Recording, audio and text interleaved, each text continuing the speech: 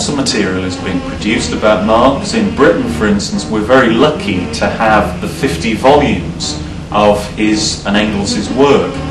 Funnily enough, it's one of those kind of ironies about the publishing world that actually these 50 volumes are the most authoritative and the most polished collection of Marx's works anywhere in existence.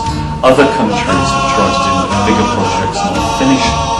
Lawrence and Wishart, the publishers here in Britain, went for a rather more modest task and actually got the books out. So students coming to Marx can read in English for themselves and to make up their ideas here.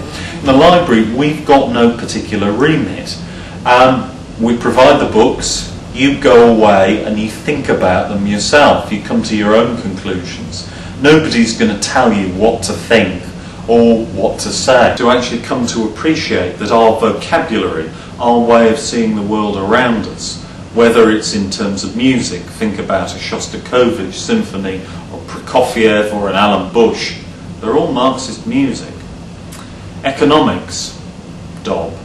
Literary criticism, Cordwell, Eatwell.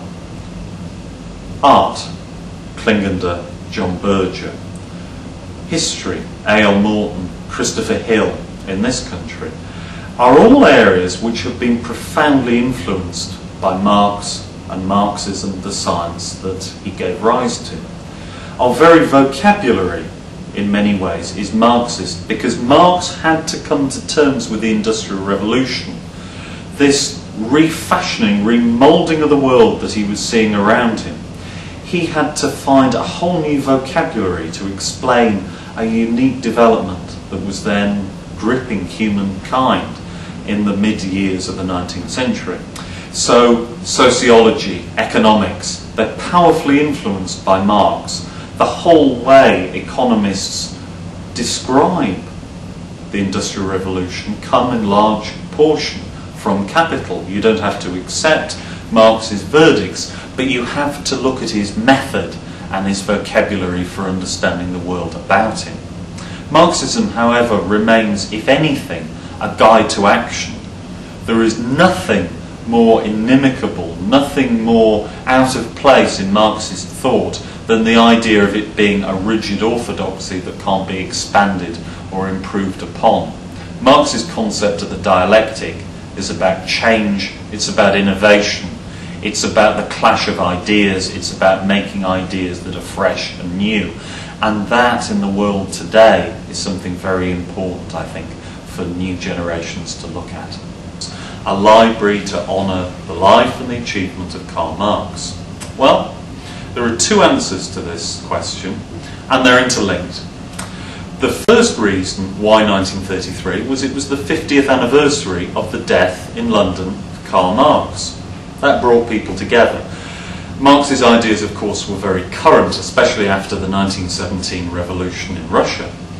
The other reason, though, which really made the necessity for a library very apparent to people, was because 1933 was also the year of the Nazi book burnings in Germany.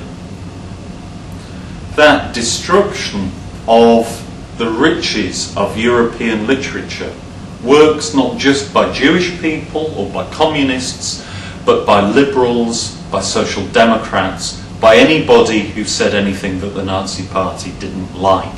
So those book burnings provided the spur to people to think about how to conserve knowledge, how to conserve ideas, and that's really been the purpose of the library. A book on its own with nobody behind it is just, well, what is it? It's paper, it's a cover of some kind, whether a hard or a paperback, the odd picture. But it's useless without the person behind it bringing their own knowledge and their thoughts. So libraries can often be quiet places, but they also have to be alive. They have to be alive to thought, they have to be alive to people. And hopefully, as a charitable institution, over 70 plus years of our existence, we've continued very much in the spirit of those early pioneers. Have you seen photographs of your father? Within its shade we live and die. Though cowards flinch and traitors sneer, we'll keep the red flag flying here. Look Look round, the Frenchman loves its blaze, the sturdy German chants its praise. In Moscow's vaults its hymns were sung, Chicago swells the surging throng. Then raise the scarlet standard high, within its shade we live and die. Though cowards flinch and traitors sneer, we'll keep the red flag flying here.